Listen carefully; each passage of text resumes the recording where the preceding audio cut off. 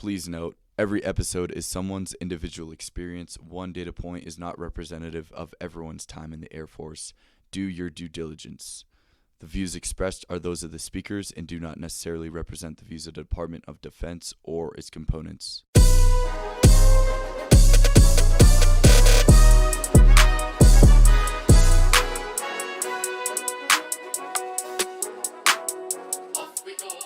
Welcome back to another perspective, a part of the For the Zoomies podcast, and I'm your host, Andrew Cormier.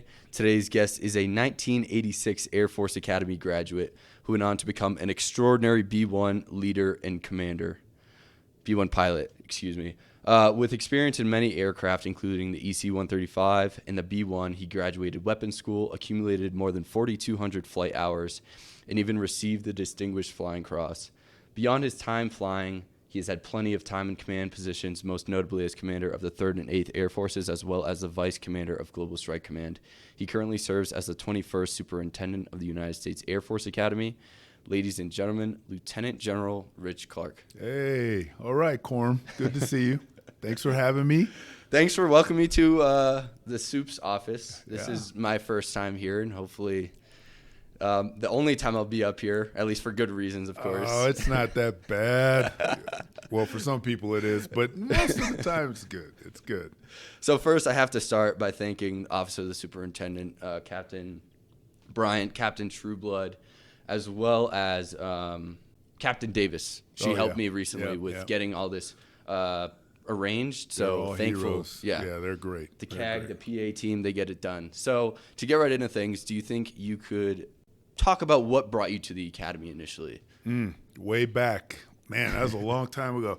So interestingly, my family is not military. Okay, same here. Yeah, we were just like living in the Bay Area, Oakland, California. Berkeley is where we started. But then, through a lot of changes in our family, we ended up moving to Richmond, Virginia. And that's where I went to high school. And I was going to go to William and Mary University, or William and Mary College in Williamsburg, Virginia. I was going to play football there. And I had actually, my guidance counselor at my high school talked me into putting in an application for the Air Force Academy. And I even got my congressional nomination. And I got an appointment. But I said, no, not for me. So I signed with William and Mary. And that's where I was going to go. To play football? To play football. I got a scholarship there, academic institution. I was like, this is good for me. And I had some friends that were going there too. In fact, my best friend was going there. He went on to play pro football and do all kinds of great things. Then the head football coach came to my house, and Ken Hatfield, and he spoke to my parents. And my mom was like, he's inviting you to come out. It's a free trip. You've never been to Colorado. You should just go see it. So I did, and honestly, I came out here on a recruiting trip, and I got a look at the place, and I did have an interest in flying. I wanted to be a pilot. Okay. And once I got out here, I was hooked. I mean, the mountains, the institution, the flying opportunities, the education. I don't know that I fully knew what I was getting into, but I decided to switch, and my dad made me call the coach at William & Mary and tell him that I wasn't going to go there anymore, and I still had time. There's a certain date that you have to make your decision by, and I decided to come here to the Air Force Academy. So, but my parents, they didn't even really know. Like, my mom was like, are you sure? I just meant for you to go out there and see it, and she was like, are you going to join the Army? And I was like, well, no, it's not the Army, it's the Air Force. She's like, it's all the same, it was kind of like that. But in the end, like, now they're 100% in, and they are so happy that I made this choice, and so am I. Yeah. So it's been really good. It was great meeting them. You brought them out Parents Weekend as well. I did, yeah. A couple of my dualies at my table cadeted you and your parents, and that's right. We all had a lovely lunch. I actually had a very similar experience, like in high school, coming to the academy. I had committed to Mercyhurst University to play lacrosse. Okay. Because I was like, okay, I want to play lacrosse. They got a really good school, like I was saying, kinesiology major. It had a lot of things going for me, and then the coach reached out to me at a lacrosse tournament. And he's like, hey, just come out. Right. Granted, I didn't end up making the team. But I came out, saw the chapel. I've never seen it again. I saw the chapel. I You had to bring that up. I saw the chapel. I saw Dooley's running the strips, and I've always been a fan of tradition. So I was like, hey, this seems like a really cool place. Rescinded my commitment to Mercyhurst and applied. Wow. All right. We had a similar path. Yeah, sounds cool. like it. Yeah. So your time as a cadet. I spoke to your classmate and teammate Moose Irwin. Oh yeah. He made sure to highlight that you guys went 4-0 against Notre Dame while you were here as cadets. We did. That's pretty impressive. Yeah, it was awesome. Talented team. I will say, no slight against that was an era in Notre Dame football that I'm sure they would like to forget. But they were some years that they weren't, I would say, at their peak. They were still good, but they weren't at their peak, and we were. And I think we really crossed paths at a time that was really good for us and really bad for them. Because 4 years we beat them, and I got to play in all 4 games. It was pretty cool. As a freshman as well. Yeah, I made the team as a freshman and traveled. I played specialty teams mostly, and then every now and then they'd stick me in, and so it was good. It was good to beat them. Even at home we beat them. So that at their home. Oh, okay. Yeah, at Notre Dame. So that was pretty good. I still see you because, I usually tend to stay towards the front of the pack at the Falcon football games, but I see you up front, and you always look so amped up and, like, high-fiving teammates. Right. While, like, when they touch down and doing push-ups with us. Like, I can't imagine being in a position like that. I feel like washed up, and I'm 2 years removed. Right. And I just wish that life could give us another opportunity, like a new set of joints, a new set of bones, so that we could get back at it. Yeah, I need some new joints for sure. My body is sore. I had a lot of injuries when I played football. I tore my knee up. I dislocated both of my shoulders many times. I broke my hand. I broke my thumb. I was what you call snake bit for about 2 years, and I missed parts of both my 3-degree and 2-degree year, my sophomore and junior year, from injuries. But I look back on it, and I actually feel. When I look back on it now, I learned some lessons from that about resilience, about persevering, and also about the opportunities to play, opportunities to be here, because I was even concerned about my cadet career based on some of those injuries. At the time, it was the worst thing that ever happened to me. But when I look back on it, and this is with a lot of things, you go through some hardship, and you realize that it actually helps you to grow, especially when you're willing to fight through it and try to overcome some of the difficulties. So it was tough at the time, but I look back on it, and those injuries help build character, not to be cliche, but that's what it did for me. So it was interesting. Yeah. And in my research before this episode, we'll touch on it later on, but something having to do with shoulder injuries and getting into pilot training. Yeah. We'll touch on that soon. Right. But to continue on your time as a cadet, I scoured your yearbook, 1986 yearbook, and I found your quote. I found your quote under your little blurb under your picture.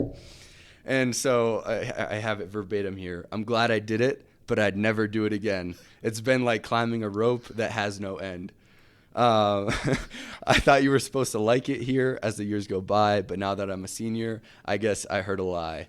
Before ending my farewell, there's one more thing that I want to do. I want to thank the Lord, my family, and my friends for getting me through. Lovely poem. Thank you. Poem. Yeah, I have some skills there. Except, you got me on that one. So, a lot of people go, man, it sounds like you had such a negative cadet experience. And I'm what I was saying there was the place is tough, and it's not supposed to be easy. I had some great times. There were certainly some memories that I have, and honestly, the older you get, you really remember the good stuff. You start to forget the bad stuff, and you really remember the people. My classmates, my teammates. You talked about Moose Irwin. My roommate and I, Jim Passaro, are like brothers.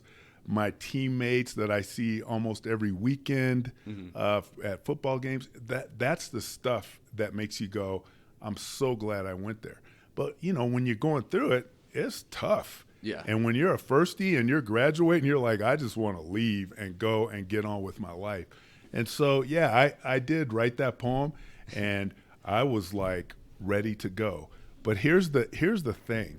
About 3-4 years later, I started to think, I, I actually got some good development and education, and a lot of great things came out of the academy.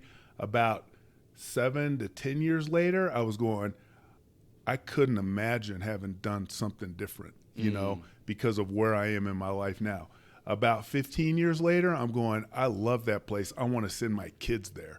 And now I would do anything for this school. I love what I got from this place. I love the people, the circle of friends that I've had. Like I couldn't imagine a better group of people that I got to spend 4 years with and go through the things that we went through. And so, yeah, I did write that poem, but in the moment, that was how I felt. But those moments change as the years go, and you realize just how invaluable this place really is. And that's why I'm here now. I came back here because if there's a purpose for me in life, it's to help people develop and to be their best possible selves. And this place does that better than any place I've ever been in touch with, in contact with, that I know about. I think all 3 service academies do a really great job, the main ones, as well as, like the Coast Guard and the Merchant Marine, all the same purpose, but you can't get better development than here. Mm-hmm. But at the time, it's tough. Oh, yeah. And you know how it is. Yeah, you're like, man, I just want to graduate, but it changes, and your sight picture of what happened here and what you got here changes as the years go by. Mm-hmm. Yeah.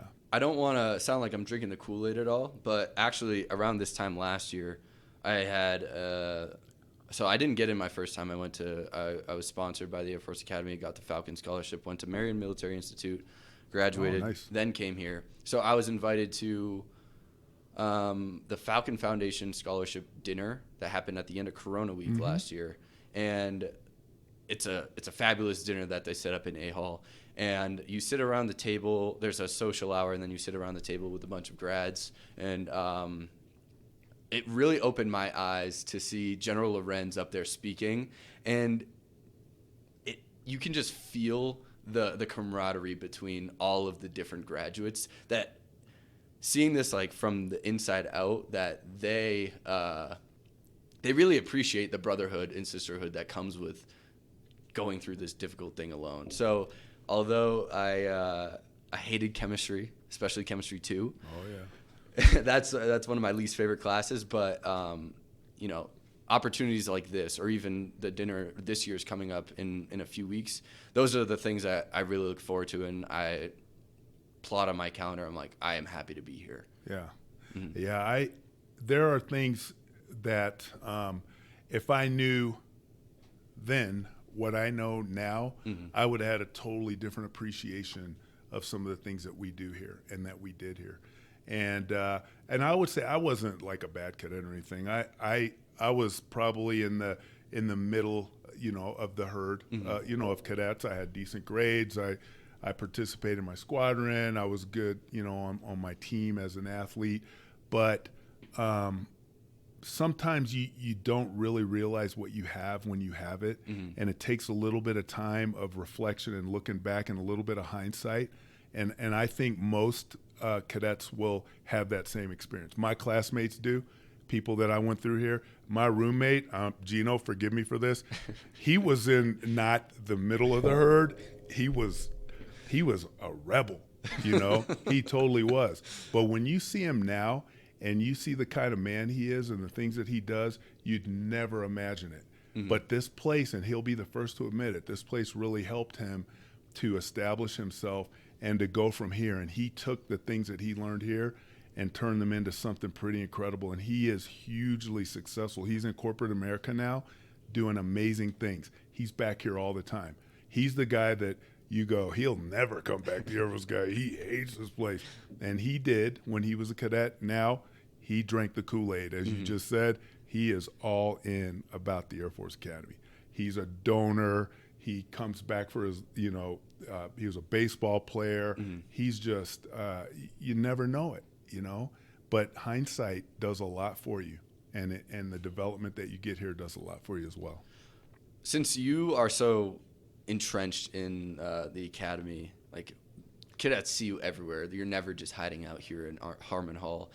You probably have a good sense of, what cadets struggle with nowadays. Mm-hmm. I mean, we're pretty vocal as well. Yeah, you are. Yeah, you know. Can you maybe draw some comparisons between what you see as troublesome for cadets nowadays, whether it's controllable or uncontrollable, either one, versus what you went through? Like, what was uncontrollable and what challenged you as a cadet? Yeah, honestly, I feel like the struggles are very similar. Really? I really do. Even down to some of the classes, like Comp Sci 110 was a tough one for, like all the 4 degrees would be like, oh my gosh, that's the one. And the second chemistry, that was always a tough one. Astro, was always one that, there was a good number of people that had struggles in that. So you talk about, when I hear cadets talk about, oh, I got my Astro GR tomorrow, I'm like, man, that sounds familiar. But then things like time management, right? Just, it seemed like you could never get ahead. You're just, the minute you think that you're ahead of the game, something else happens and you're like, oh man, you're just always trying to keep your head above water and keep moving. But it's about prioritization, it's about time management, but we struggled with that stuff too. There's a certain level of cynicism, that I always go, I talk to other people and I'm like, what do we do about the cynicism? I'm like, I don't know. They didn't know what to do about it when I was a cadet either, because it was there. But I always, I wish that there was a way that we could sort of eradicate that. And I think you want to talk to people and help them understand the why behind it.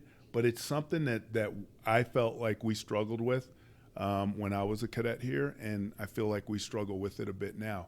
But I do think that we do a better job now, and even though we're not perfect and we still have a ways to go on this, but explaining the why behind things and trying to help people understand here's the purpose, in the end. When I was a cadet, I felt like it was just do it. You just do it because we told you to, and that needs to be good enough. But I think with your generation or this generation, people are a lot more inquisitive. They want to know why. They want to understand, and not that they're trying to rebel. They just want to understand what's the purpose behind it. I think that's legitimate. And sometimes if we can't explain the purpose behind something, maybe we shouldn't be doing it. And so we have to keep working on that. But the cynicism piece is one that's just something that when I was a cadet, I might have even contributed a little bit to that cynicism. But now I wish we could really do away with that, because when I look back on it when I was there, it was senseless, and it really didn't contribute to anything. And a better attitude towards some of the things that we were doing would have been helpful. But again, hindsight makes it a bit different. Yeah. I do think one of the struggles we used to have was people would always look at their friends in college and go, man, I want to be doing what they're doing. It's even harder with social media nowadays. I know, because you see all this stuff, and we would go on spring break and see our friends, or go home on winter break, whatever it was. But then when I really think about what they were doing, I'm glad I was doing what I was doing here. Like they didn't get to do some of the things and have some of the experiences that we get to have, and even more now, I think, here at USAFA, but certainly when I was a cadet too. There was just so many cool things that we were able to be involved in. And again, looking back on it, I go, man, I was fortunate to have been here. And I'm glad that I stayed, and that I didn't, even those moments of weakness where I thought, okay, I'm leaving. Mostly when I was a 4 degree. But I'm glad I didn't. I'm glad I stayed here and got what this place can really give to a person. The good and the bad, this is a very special place. It is. So moving on to your experience flying, like I mentioned before, I read that you were almost too injured to fly with your shoulder injuries when you were graduating, but your superintendent, Lieutenant General Winfield Scott Jr., made an exception for you. Can you give a little bit more context on the situation? Yeah, so back then, like I mentioned, I had hurt my shoulders. I dislocated each of them about 5 times, Oh, yeah. And it got to where in a football game I would dislocate my shoulder and I would put it back in on the field and keep playing. Because after you do it a few times, it's just like it's so loose that you can kind of get it back in. But then that disqualified me from being a pilot. And General Scott was great. And I actually knew him. I had met him a few times. And he was just awesome. And so towards the end, when I did my final grad physical, they said, you are not going to be flying. And he got wind of that. And I was told that he wanted to see me, but they didn't really tell me what. I was like, oh my gosh, I got to go see the soup. And so I came up in the very office that I sit in every day. I remember exactly where in my office I was seated. And he sat down and he's like, hey, how you doing? He was talking to me a bit. And he goes, hey, I understand you're not qualified for pilot training. I said, yes, sir. My shoulders, dislocations, I won't be able to do it. Ejection seat would be a problem. And he said, well, I'm going to tell you something. I flew F-105s, and I flew in Korea, and I had to eject one time, and I went right through the canopy, and my body was just mangled, and I will tell you the least of my worries would have been a dislocated shoulder. He said, as long as you can reach up and for them, reach up and pull or reach down and initiate your seat, that's what you need to be able to do. He said, so why don't you do this? Go like this for me. And he had me kind of rotate my shoulder. He demonstrated. He said, go like this, and rotated his shoulder around, his right one, and then he did his left one. And he said, do that. And I did it. And he said, okay. And he goes, look, why don't you go back to your room, and you'll probably hear from me or someone else, but just sit tight. And so I went back, and a couple days later, the hospital commander, the cadet hospital commander, calls me. And I went down to his office, and he said, hey, Cadet Clark, I hear you talked to the soup, and looking at your records, I tell you what, go like this. And he had me rotate my shoulders. He's like, go like this. And I rotated my shoulders. They did a couple of x-rays, and he goes, look, I think we can get there. And the hospital commander back in those days actually had waiver authority. Okay. And he signed a waiver, and I was then slated for pilot training. And It was all because the soup took interest in me and said, you know what, you need to go to pilot training. Changed my life. And that's a bit of the inspiration.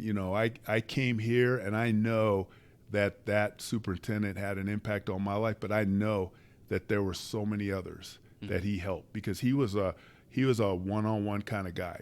He's like, if I can help one, then that's great. If I can help 101, that's even better. If I can help 10,001, it's everything for me. And so I feel like it's incumbent upon me to give back. Someone took interest in me, my soup, and changed my life. And if I get a chance to do that for any or all of our cadets, I'll do it. And whatever it takes, I'll get it done, because someone did that for me. It's about paying it forward. And I even visited him. He was in a rest home here. He passed away last year, but I got to spend some time with him, and I've visited with him over the years, and every time I saw him, I thanked him for the opportunity that he gave to me. And the last time I saw him, we were in the rest home that he was in, and we just sat down for about an hour and a half and just talked about things. And I will say he's a hero to me. And so he inspired me way back then as a cadet, and now to have the opportunity to be here, and I will and I do any chance I get. If there's a cadet that I can help to move to that next level, whether it's one cadet at a time or a group of cadets or whatever it is, I will do it. And I'm successful a lot of the times, and sometimes I don't, but it's never because I don't try. And I think I owe that to pay that forward.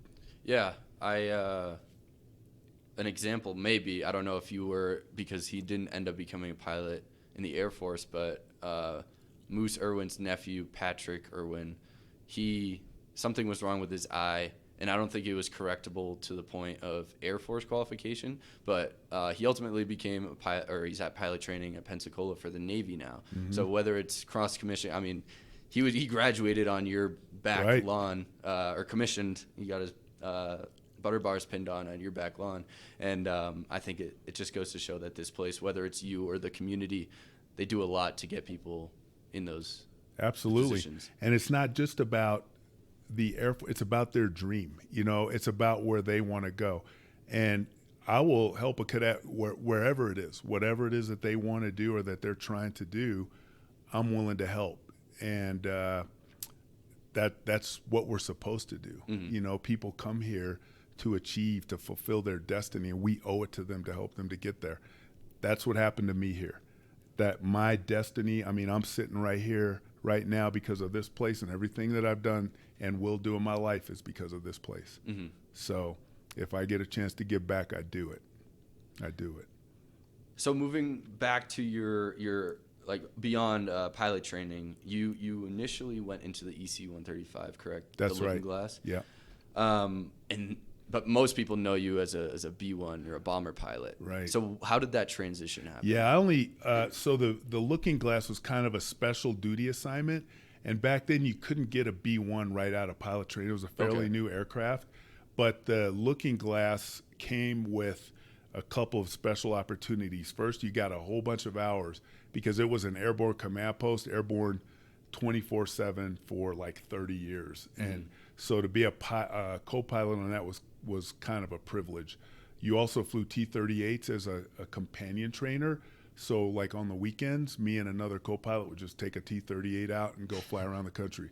It was the best deal I ever had in my life. And I was single back then.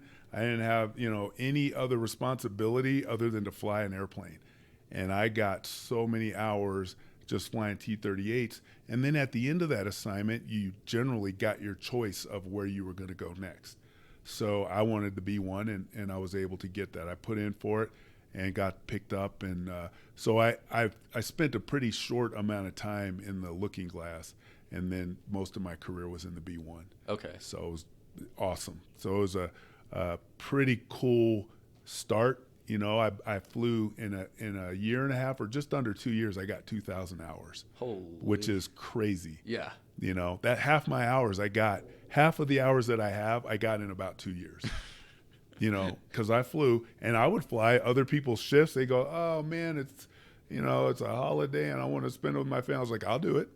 Or oh, my wife wants me to take her out. I'll fly her. I would just fly.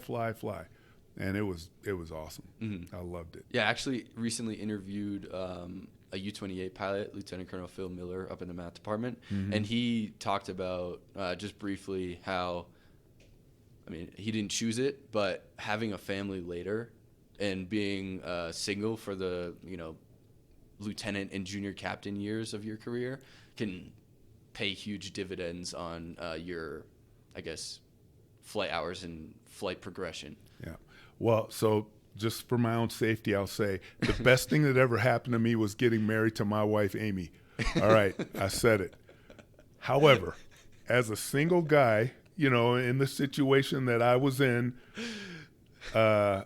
it paid huge dividends to just be able to focus and fly, and I loved it. Flying was what I wanted to do. That was my dream. And I was one of those people that go, man, I can't believe they pay me to do this, and it just really got me set off in a good trajectory. And it gave me a lot of experience, which helped me to be a better B-1 pilot, frankly. All those T-38 hours just, added to my airmanship and my experience. And frankly, I attribute a lot of that to the success I had in the B-1. Yeah. Yeah. So we could probably go on for hours, I'm sure. I've heard a few of your B-1 stories. Yeah. But this isn't the main focus of this episode, so unfortunately we have to move on. I'd love to have you on again to talk specifically about your B-1. Anytime, Corum. Hey, real quick, I hope you're enjoying the episode. I just wanted to take a second to tell you about my good friend I grew up playing hockey with. His name's Jake Tebow. During my freshman year Parents Weekend, I was notified that Jake got into a severe hockey accident where he was paralyzed from the waist down with little hopes of walking again. Through the help of many generous people and a no-quit attitude, he's been able to make great progress, but he still needs your help. If you want to check out his story and donate, his website is tebow14tough.com. That's TBO, the number 14tough.com, or check out his Instagram, jake.tbo, to support his progress. Thanks. This means an absolute ton. Now back to the episode. But to move on to your command experience, because, I mean, there's not every day that I get to talk to a general who's experienced the most tactical and the most strategic command decisions.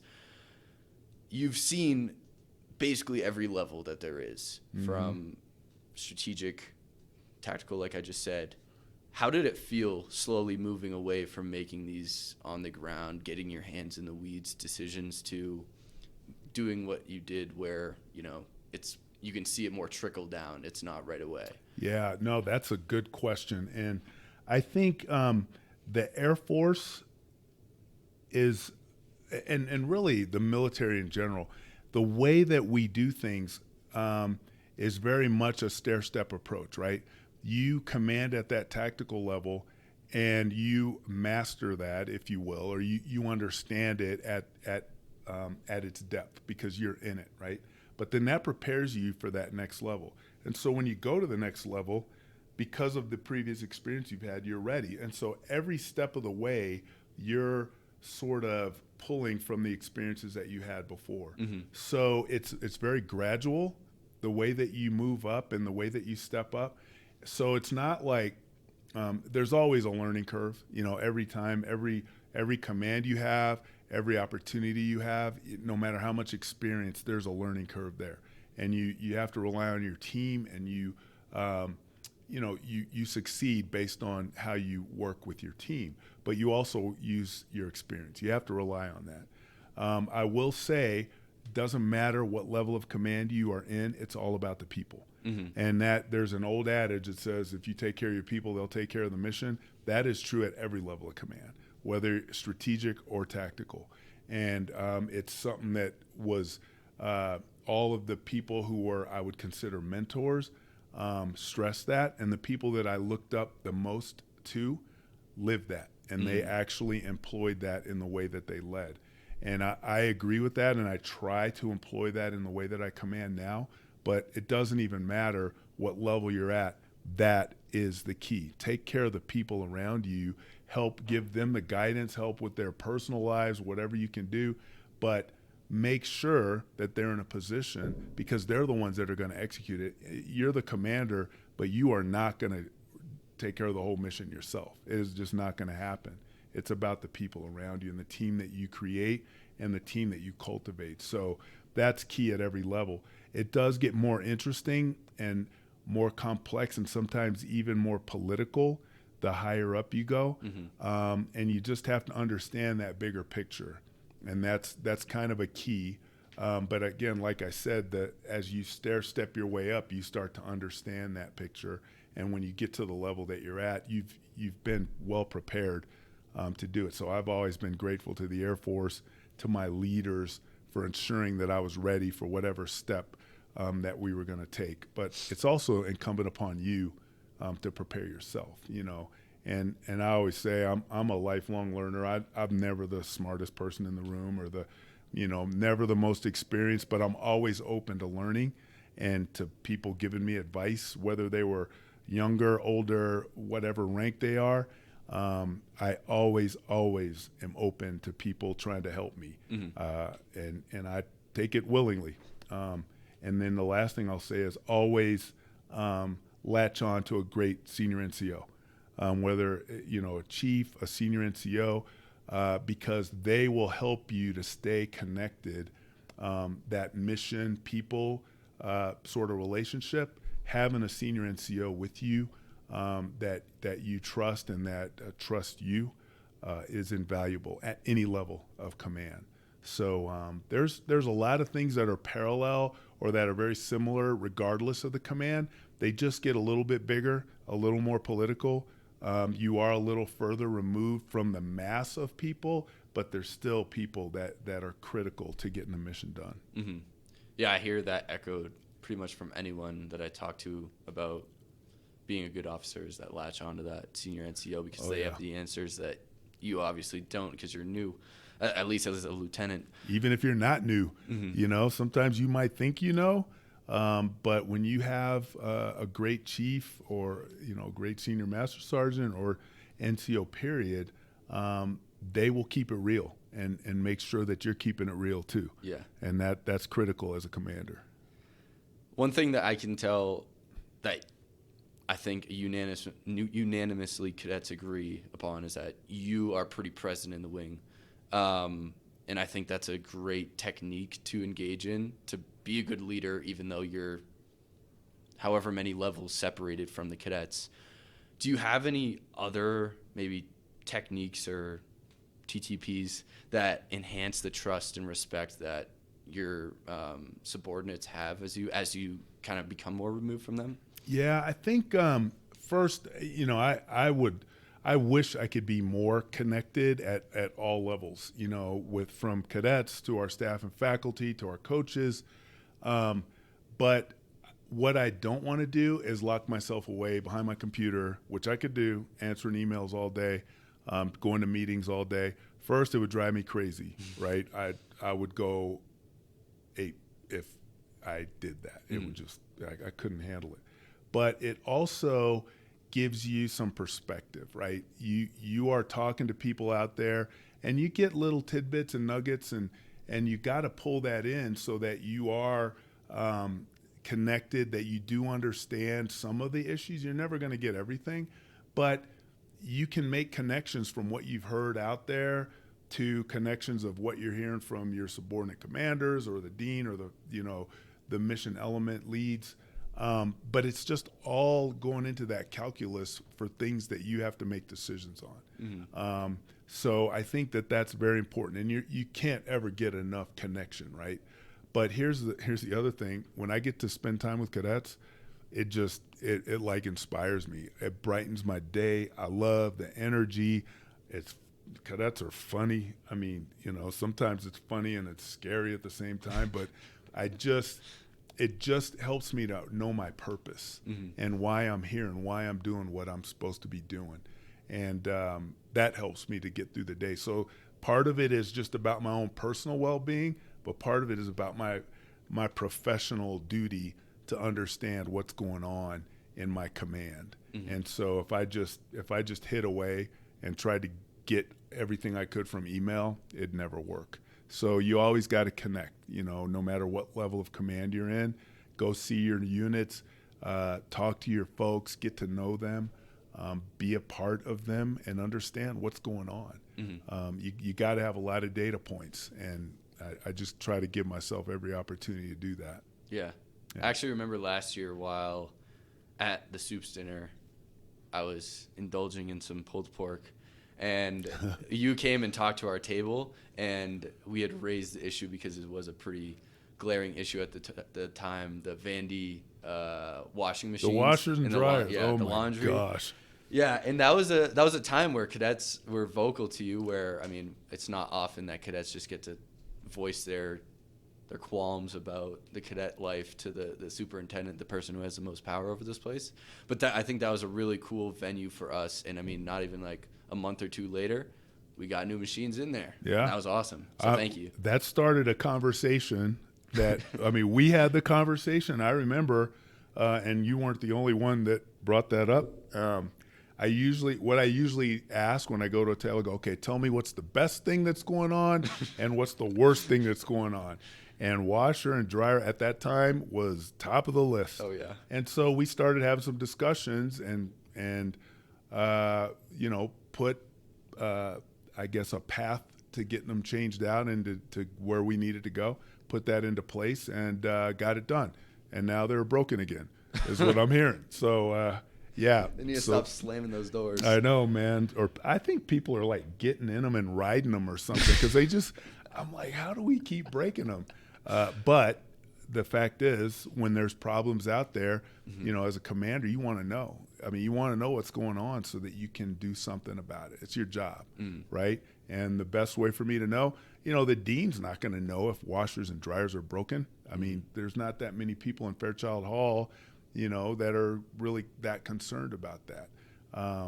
But the way we get it, and she does it, the commandant, athletic director, we all talk to cadets, hear what's going on, We talk to our coaches and our staff and faculty, hear what's going on, and we make decisions a lot of times based on things that we hear, from the people. Mm-hmm. So it's good. So you've shared a lot of stories with the cadet wing, whether it's at a noon meal or any other time that you're around a microphone. You always have some inspiring story. Do you think you could share a time that was either challenging or rewarding during your time at any level of command that maybe the cadet wing hasn't heard yet? Man, I've told you guys a lot of them, challenging or rewarding. I've had Whichever you so prefer. many. Yeah, I mean, I'll be honest. Most of my experiences as commander have been completely rewarding. Command is the best job. I don't care if you're commanding a flying squadron, cyber, space, whatever it is, security forces, intel, it doesn't matter. Command is just awesome because you have a chance. You are at the position where you impact both mission and people, I think, at the perfect balance, Mm-hmm. And so I really love any opportunity to do that. But sometimes it does come with challenges, and sometimes, mistakes or, you get in that gray area. That's where you make your money, though, is in the gray area. Sometimes it's black and white, right? It's easy to make a decision, but real commanders and leaders, you earn your money when you have to operate in the gray. And I remember this one time, I'll go back to squadron command because that was always my favorite. And being able to command in combat, to me, being here is a highlight for me, but that is also something I'll never forget. Mm-hmm. Being the soup, I'll never forget, right? Never imagined I'd be here. But taking a B-1 unit into combat was just something, a privilege and an honor I'll never forget. But there was this one time early in combat where I had to get some extra crews. I had about 18 crews in a B-1, 4 people, 2 pilots, 2 Wizzos, and I had to get about 4 extra crews. And so there was 16 or so people that I didn't really know, but they were augmented to our squadron so that we could fly the ATO, the air tasking order that we had to fly. And I mixed the crews up, and I didn't want these crews to be separate from our unit, so I intermingled those 16 people in with my crews so that we were all mixed up as one unit, because I didn't want there to be like these separate cultures or anything. I wanted us to be one team. And so we all came in, and our squadron had a certain way of preparing for combat, and we took it very seriously. It was not about if we go to combat, it was about when we go to combat. And that's always how I trained them, and we took it very seriously, and I think we were well prepared. And so this other unit came in, and I had these guys in, and I mixed, or I had one crew that went up on the second night in Operation Iraqi Freedom. And it was pretty hot that night. There was a lot of anti-aircraft artillery, a lot of surface-to-air missiles that were getting fired. And on that first night that this crew flew, and they had one of these other guys who I didn't know him, and had I known him better, I might have waited before putting him right into it, But I had him flying with one of our crews, and they were getting like all kinds of activity, a lot of AAA, a lot of SAMs, but they had to get their bombs on target. And there came this point where this guy, I wasn't there, but he basically froze up, right? And he just couldn't operate. He was a Wizzo, and he couldn't get his bombs on target. And so one of the other Wizzo had to work both consoles. And fortunately, he was an instructor. I did have the foresight to put an instructor with him because I wasn't completely sure. But that guy worked both consoles, which is not ideal because he had to unstrap, and he had, we don't want that in an ejection seat, but he had to get the bombs out. So the crew got their bombs on target. They came back. And before I even knew what had happened, that one individual came in. He took his wings off, and he put his wings on my desk and said, "Sir, I'm done. I don't want to fly anymore. I don't want to fly ever again. Wow. It basically turned his wings into me. And, I'm a squadron commander, lieutenant colonel, and I was just like, what happened? And he said, sir, I don't want to talk about it right now, but I'm just telling you, I don't want to fly again. Now, we're in the desert in Oman, and I'm just like, okay, hold on a minute. So I got the rest of the crew without him, and then they told me what happened. And he did freeze up. And then there was this groundswell among all the crew that we should Article 15 this guy and send him home because he didn't do his duty. And now he's turning in his wings and refusing to fly combat. And so now I'm in a position where I'm going, wait a minute. Is that what I want to do? That's a gray area. Right? So I'm in a gray area, and the crew, I had people come into my office and say, sir, everyone's wanting to know, my flight commanders, what are you going to do? And I basically, long story short, I couldn't find it in myself to give this guy an Article 15. I did send him to mental health, and we had some mental health providers. And they basically told me that they call it a manifestation of, manifestation of apprehension. Okay. Right? So it's just that the whole situation just physically manifested in him not being able to do what he needed to do. And so I got him the help he needed. I took him off the flying schedule. There was plenty of other people that were ready to go, that wanted to fly. And so I sent them out there. But there was a lot of people that said, so you're telling us that someone refuses to fly in combat and that's okay? I said, no, it's not okay. But I don't know that he deserves an Article 15. Sometimes people have issues that we don't know about, and I'm going to get him the help he needs, and then we'll go from there. And in the end, the guy got his wings back. I couldn't really take his wings. He took them off and put them on the table, but I didn't send him home. He got the help he needed. He didn't fly any more combat, and when we all went home, I explained to his commander, what had happened. And, they worked with him, and the guy went on, and he completed his career. But there was a lot of disgruntled crew members on my team that were like, man, it should have been worse than that, refusing to go into combat. Did you face any of a rift, like, after that happened from people under you? In the end, I pulled everyone together, and I explained why I did what I did. I said, listen, I know there's a lot out there, but here's my my thought process, and here's why I did what I did. And in the end, I still think there were people that disagreed with that, but there were enough people that understood, and we were able to move past it. It wasn't a total rift. In fact, we had a great combat deployment. We even went on a second combat deployment. It didn't break the squadron apart, but it was just one of those moments that because I always prided us on being a tight unit. We were, very cohesive, and were able to perform well. I loved my squadron, the Thunderbirds, but that was a moment where I felt like, okay, I got to hold it together here. We're in combat. We're flying. I have one guy that's having an issue. I can't ignore him, but I also got to hold the rest of the squadron together. So it was a couple weeks of a bit of a challenge, but in the end, it was still one of the most memorable experiences of my life, and we're still a tight-knit. In fact, they were all at my house about 8 months ago because one of them retired, and the whole squadron came back. It was pretty. That's cool. Awesome. Yeah, it was pretty cool. Yeah, that's a gray area if I ever heard one. I guess that's what we're being prepared for here at the Academy. It's a gray area. And if I'd given him an Article 15, it would have been justified, and either way. Mm-hmm.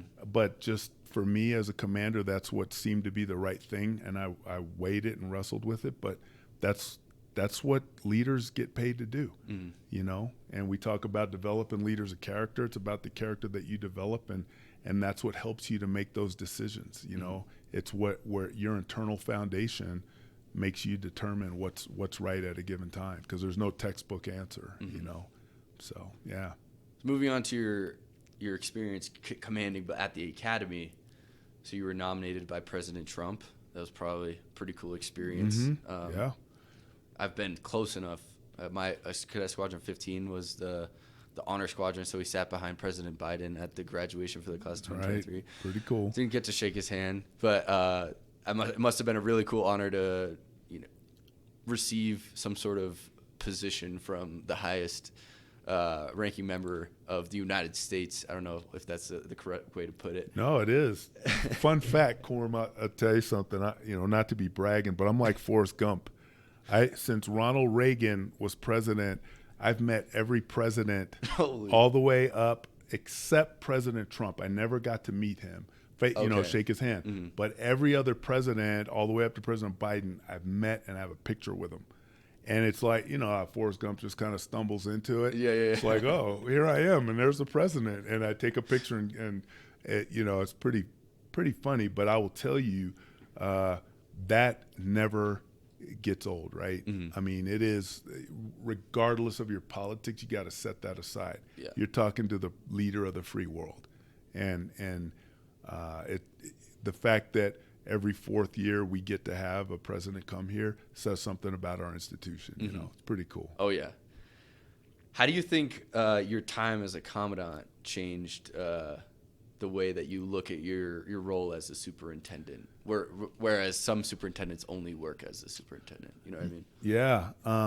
So I love being the commandant because I was a lot closer to the mission. We were talking about you get further removed from the mission. And my mission was leading the cadets, Mm-hmm. leading the cadet wing and working with the cadet wing staff to help them do their jobs to move the wing forward.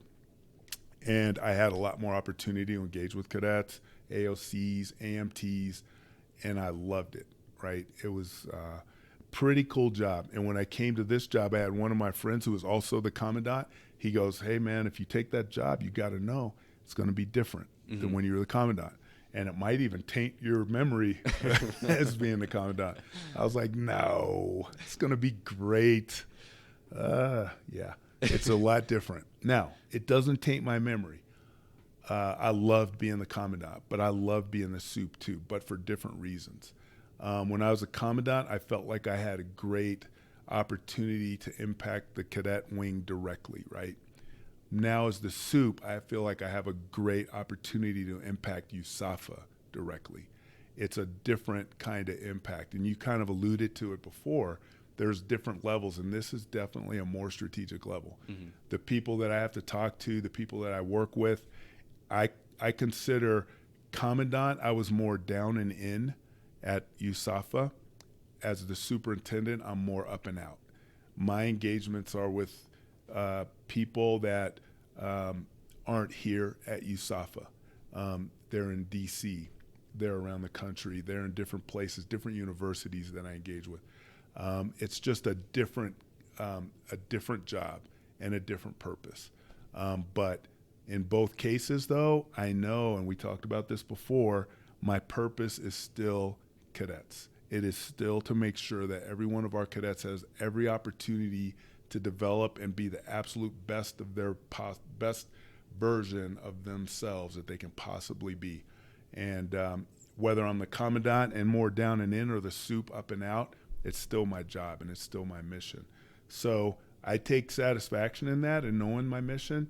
It's just not as fun. Mm-hmm. The up and out is less fun. It's a little more bureaucratic. It's a little more, I would say, administrative maybe than being the comm, but no less important. Mm-hmm. And it's a different challenge, I would say. But I still love our school. I love what it did for me. I love what it does for others. And it's just a different way for me to impact. But it's certainly more political. It's certainly more, I would say, challenging at times because you're at the whims of different opinions and different viewpoints from people from all across the world or across the country because everybody loves the academy, right? Everybody has an interest in it. Every congressman, every senator, everybody in the Pentagon, they all care about what's going on at the academy. And every time something's wrong, it's my fault. And so that makes it kind of tough. But when you're the commander, you know what? It is your fault. Mm-hmm. It's your responsibility. And so it's there's a lot there, but I still love it. Mm-hmm. I do. I wish I had more time with you, sir. I got a lot of things that I want to talk about, including this little tidbit from Moose Irwin. I think we'll have to round out the commanding at the academy part with this, but he mentioned 133 cadets were hospitalized during your Hell Week. I should have brought this up at the beginning of the episode. Yeah. But as someone who has, once been in charge of training, and I'm sure you still have somewhat of a say in it, what are the main differences you see today versus how we trained back then? Yeah, that's a great question, Corm. So, first of all, the class of 1986 had the toughest recognition of any class in the history of the Air Force Academy. So I just want to get that on the record right now. 86 kicks, that's us. But our recognition was it was kind of crazy because it was, I think we did it in the late May timeframe. So you were dually all year? Yeah. Okay. Yeah. It went pretty much the whole year. And then in late May is when we did recognition. And usually, especially back then, it was a little bit cooler generally in May. But those 4 days, it was crazy hot. It was like 97 degrees or something like that. They did not have plans for water. They didn't have plans for EMTs or medics out there. But the plans for recognition were just as crazy as they always were, right? And we just had a lot of people. And then, let me back up. And then at Mitch's, they fed us these gyros, right? with that tzatziki sauce, okay, yeah. And so that wasn't probably the best thing that we could have eaten. And so that's what we had at Mitch's, and they were all like, "Eat your food. It's hot out there. You need to be ready. Drink your water." So everybody ate it all. And then people were like, getting sick. Yeah, they're like throwing up, and it was crazy. And so it was like 133, but it was like heat exhaustion, dehydration, and so a lot of people had to get pulled out, and some, periodically, they pull them out, give them some water, whatever, let them rest. But then some of them, there's people getting IVs and all that kind of stuff.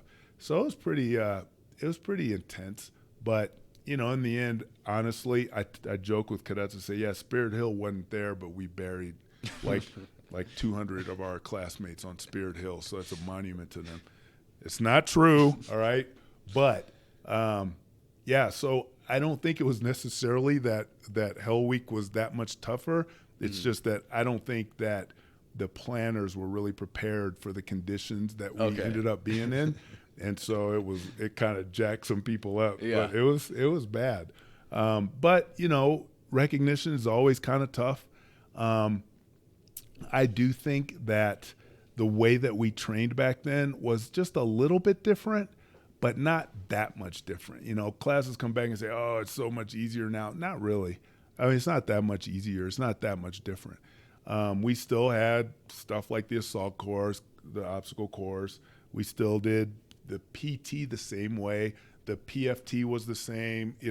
Like all these things are just the same. It's just we kind of handle it just a little bit differently. Mm-hmm. I don't see like huge differences in how we did it back then. I think though the big difference though in how we train and develop people back then, it was an attrition model, right? Okay, so it was a filter rather. Yeah, it was like, okay, we'll just do it, and then we'll kick people out. They'll wash out. They'll quit. Mm-hmm. They'll fail out, whatever. And that was the idea, and everyone that survived was trained well enough to go and be a lieutenant. Now, and we have evolved to this is more of a development model.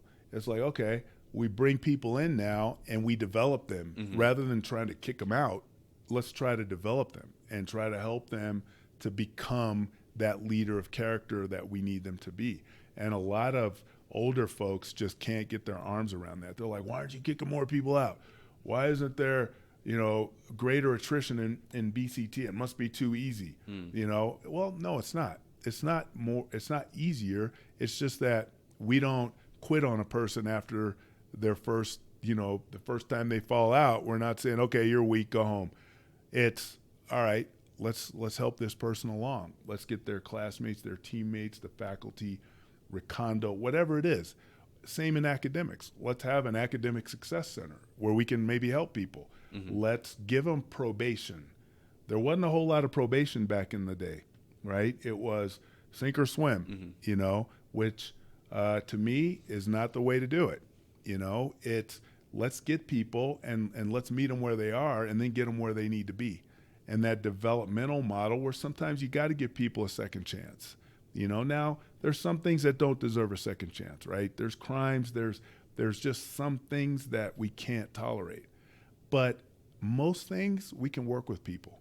And if they have a desire and they're willing to accept that help and that development, we can get them there. I think in the old days we had it a little bit wrong. I mean, honestly, because I have some great friends that left here. In fact, one guy just got an email. He's like the CEO of some oil exploration company. He's like a multi-millionaire. He washed out when we were 4 degrees for academics, right? And this guy, I know, look at him now, because he went to a college, he did great, and now he's crushing it. Yeah. Now, the path, it worked out for him, but the Air Force lost out. Because if we had taken him, rather than kicking him out for academics and given him that chance of Act Pro, which we did have probation, right? But it was just a different way that we approached it. If we had kept him and worked with him a little bit more, huge asset. Who knows what that guy could have done for the Air Force. It worked out for him, and I'm glad, because for the country writ large, he's doing great things. But the developmental model and working with people, I think, is the way to go. And people that went through it back in the old days, it's hard for them to understand that because it wasn't really that way back then. But we got to measure that, right? You got to sort of temper it, and you can't accept anything.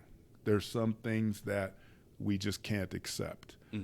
But usually, I think if we work with people, it is hard to get in here. People have to have the skill, the talent, the aptitude. Most people that we bring in here are fully capable of graduating from this place if we work with them, and they're fully capable to go out and be great officers and lead in the Air Force and Space Force. So I like the way that we're moving, and the approach that we take to development, I think is better for the country, better for our cadets for sure. Yeah. So but it's different, it's different than it was back then. I hope that gives some cadets some hope.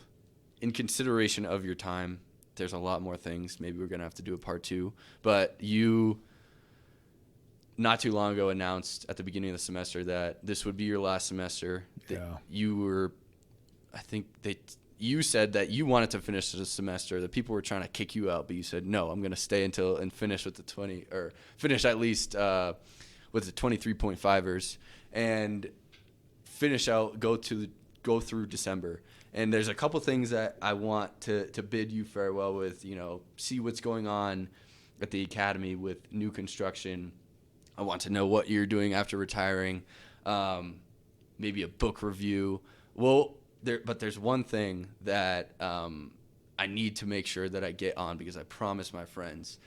You were speaking about food and recognition, eating stuff, and recently there was a meme posted regarding you and your cooking abilities. Oh. And I wasn't sure if you had seen it yet, but it is an absolute masterpiece, and I would like to do a meme review with you, if that's okay. A meme review. Yes. Okay, let's do that. All right. So I don't know if you've seen this yet, but... Let him cook now. Let him cook. I said, Oh, man. That is funny. I was laughing so hard the first time I saw that, because I had seen the pictures that you posted of the calzones you made that night. And oh, man. The cadet wing is too creative. good. I know. Oh, my goodness. That's funny. Let me cook. He throws it down in the kitchen. I know. But, okay, so let me just, I want to say this. So here's how my timeline went down. My actual retirement was September, right? September 23rd. That's my 3 years. That was the agreement when I came in, 3 years. I wanted to extend to June of 24. And that's actually my 38 years, which for a 3-star, that's your high year tenure. So you have to retire after 38 years. Okay. So I just wanted to stay. I was like, let me just stay. I want to graduate with a class of 24. You know, I want to be what we came in together. I want to finish together. And they're like, well, we're going to let you stay. We'll extend you 1 semester. I was like, well, that doesn't make any sense. Let's just do the whole thing. But you know, there's other people that they want to, you know, that the bigger Air Force needs to bring up. So they were like, look, there's things, you know, politics and blah, blah, blah. So 5 January, that's your new date. So I argued a little bit, and then finally I was like, okay, I'll take what I can get. And so then, and I'm being totally transparent here, the secretary said, hey, listen, if we don't have your replacement named by January 5th, will you stay longer? I was like, absolutely. So now January 5th is still my date. That is the approved date. But I told him I'll stay as long as you'll keep me here. You might drag your feet on that. I'll drag my feet as much as I can. But again, also there's other people, you know, because as long as I'm in, there's someone else that's not getting promoted and that's not able to move in the direction that the Air Force wants them. I'm an old 3-star. In fact, I think I'm the oldest 3-star in the Air Force at 38, coming up on 38 years. So some people might say dead weight at the top, you know, but I do understand the need to move people along because, you know, there's other people that are behind you waiting for their opportunities to do things. So I've come to terms with it. I will stay as long as I possibly can, but right now 5 January is my date. If it's 6 January, that's better.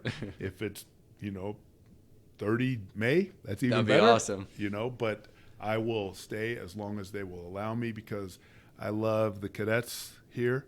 I love you guys, whoever's listening. Our team is just incredible. And, you know, there's always issues or things that people might say could be a little bit better. But I will tell you, the people, staff, faculty, coaches, our mission element leads are the most passionate people that I've come across about their mission since I've been in the Air Force. I haven't been around better, and I'm proud to be a part of this team. I love our school. You mentioned construction and things like that. I've been very aggressive on those kinds of things because I want to see us continue to evolve.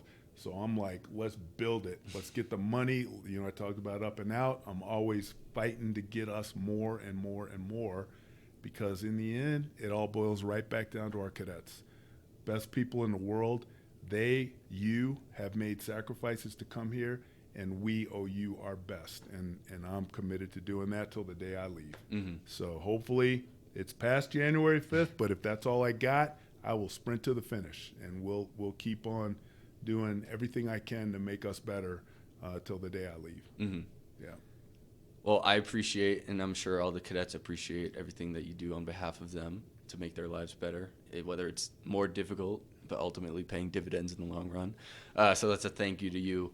To round out this episode, maybe give some parting shots or anything that you want to leave the cadets with, whether it's advice or anything of that nature. Yeah, you know, my advice is, you know, we talked a little bit about cynicism in the beginning, and I get it. You know, we have some amazingly smart cadets who question things, who ask why, and that is really good. It's what we need. Critical thinkers, you know, people that are willing to lean in and understand the why, and then to question it if it's not right. But don't let that cloud your vision of what is going on here. Don't let that put a damper on your experience here at the academy. You know, sometimes you just gotta accept things and keep moving. Not to say that you shouldn't question, not to say that you shouldn't think about how we could do it better, but don't let it make your experience worse because of it. allow yourself to enjoy everything that this place has. And the best thing to enjoy are your friends, your teammates, your classmates, your squadron mates. The people here are the best you're going to ever be around. And I mean that. Enjoy that. Take it in. Just, I don't know, be present here in this environment that you're in, because it really is special. And you'll realize that more and more. But the more you engage and bond with your team, the better it is, and the more you'll remember it when you're old like me. So just take it all in and be present here at USAFA. Yes, sir. Well, thank you. One final thank you for your time. Corm, you're the man. You're pretty good at this. I just like to talk to people, sir. All right. Well, you do a good job. Thank you. You do a good job. So I appreciate you giving me the opportunity here, and I appreciate your line of questioning and everything. It's I think it's helpful. The kinds of things that you're asking and the kinds of discussions you're having. So keep doing that. It's Thank good. you. Yeah. We'll see you out there cutting someone else's hair. It won't be mine, but he any of you listeners, he was cutting Chief Kwiatkowski's hair, and at the Navy game last year. Yeah, I was like, holy mackerel, Chief, you are brave. He did a good job, but you wouldn't touch my hair, man. No way. I actually have to give a shout out to Demo. I'm sure you've gotten many requests. Demo the barber. Demo cuts my hair over in Vandy, and I talk to him every time, and he's always like, dude, man, you gotta get to soup in my chair. Right. I'll go by there. I don't mean to put too much pressure on you, sir, but there's a lot of demand. Yeah. All right. Well, thanks, Corm. I appreciate your time, and keep it up. Thank you, sir. All right.